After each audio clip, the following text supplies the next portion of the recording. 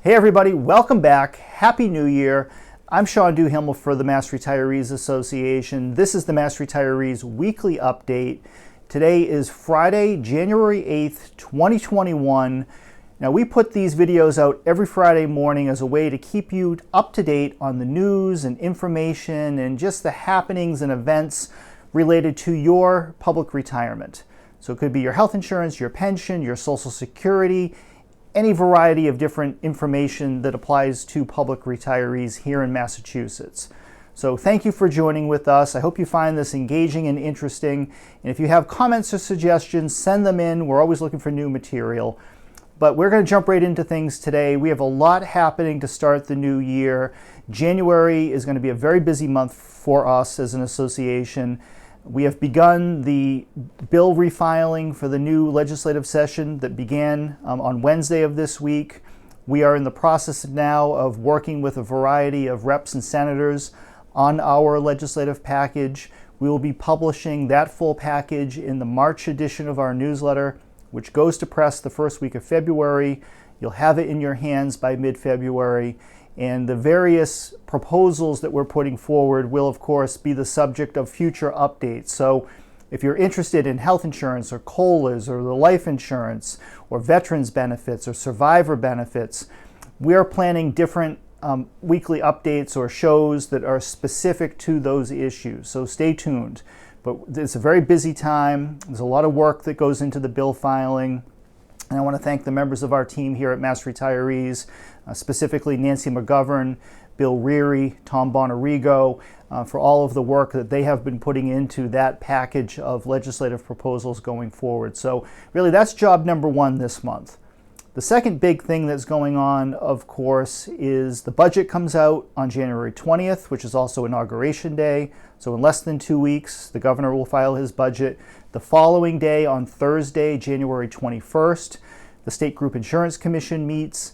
This upcoming meeting for the GIC is very important as they will lay out and discuss potential plan design changes for the coming fiscal year.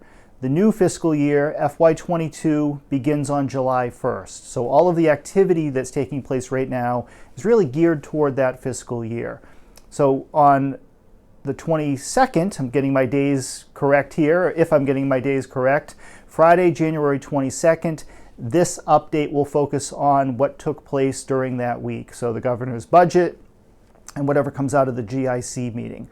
The other big news that we're looking for this month from the GIC is relative to state retiree life insurance benefits, the basic life insurance benefit.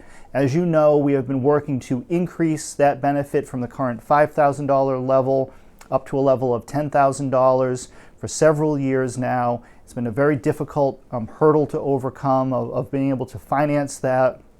The GIC and Governor Baker have been working with us on this issue, as have a variety of legislators, and the GIC is going to be reporting on some of those activities, as well as who the new life insurance vendor is going to be for the coming fiscal year. And we anticipate that information coming out on Thursday the 21st at that meeting.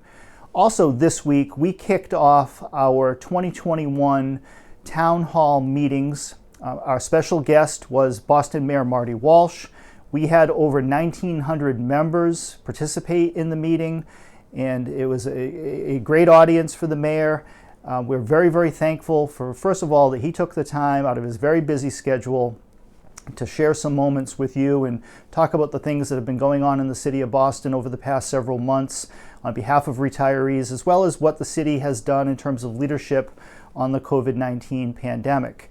And it was particularly special when we learned on just yesterday afternoon, the news broke that President-elect Joe Biden has selected Marty Walsh to be the Secretary of Labor of the United States. We anticipate that full announcement will probably come sometime today when this video comes out. So we want to congratulate Mayor Walsh on his nomination as Labor Secretary. We are absolutely thrilled. Our relationship with Marty Walsh goes back nearly 25 years to when he first joined the state legislature in 1997. We carved out a very special relationship with them. He always took a very specific interest in the issues that we work on your behalf, and we worked very closely together.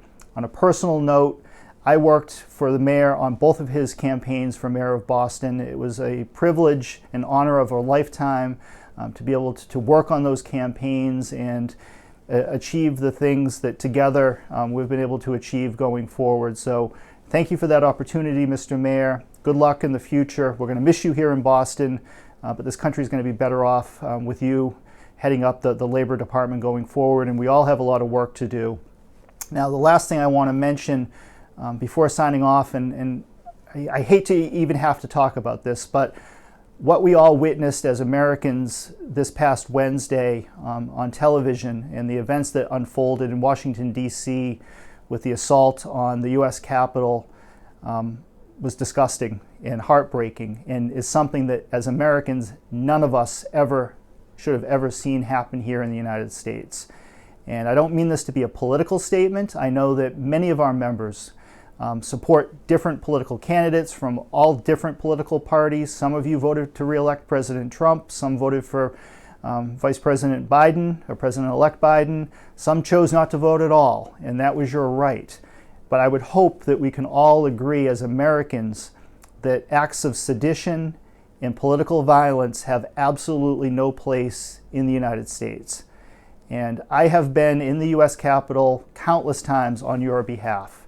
Friends of mine, good friends of mine, serve in the Capitol, whether in Congress, whether as staff people, whether as lobbyists, just Capitol Hill employees, and all of their lives were put in danger because of what happened on Wednesday. And it just never should have happened, and let's hope to God it never happens again.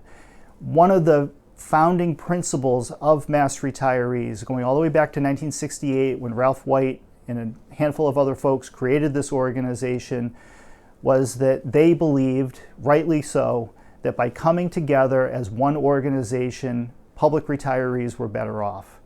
And ever since, our association has been made up of folks from all different political backgrounds, every race, every religion, every gender, every ethnicity, from a wide variety of different personal and political beliefs. And we have found a way now for more than 52 years to work together to find a way to better everyone's lives collectively. That's what it's all about, and that's the only way you can get things done. And watching the events unfold this week in Washington just reinforced why those principles are so important. And as an association, we have always played it straight with you. We've told the truth.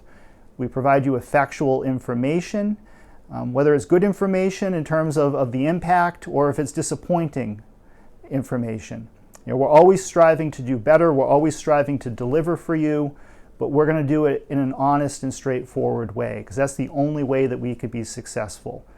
And the partisanship is only going to drag everything down. And that's why going forward, it's so important for us if we're going to be successful on issues like the windfall elimination provision reform. We need to find a way to address that in a bipartisan manner. The WEP has never been a partisan issue. It should not be a partisan issue. It is not a partisan issue. And we need to find a way to get Republicans and Democrats in the House and in the Senate to come together to pass legislation that is going to better the lives of you and the other 2 million public retirees around the United States who are horribly impacted by the effects of the WEP.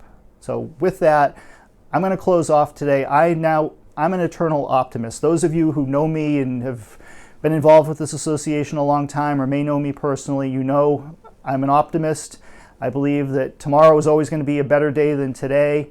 I firmly believe that. And when it comes to 2021, we have light at the end of the tunnel in terms of the pandemic. These vaccines are being deployed. They're working. But we have work still left to do. We have a very difficult, several months forward getting through this winter, getting those vaccines out there, and hopefully the aftermath of Wednesday, the silver lining will be that people will find a way to come back together politically in this country and begin to work together once again and focus on the things that unite us rather than divide us. So thank you for everything that you do. Thank you for your service. Thank you for your support. Happy New Year. Better days are to come. We'll be back to you again next week. Thank you so much.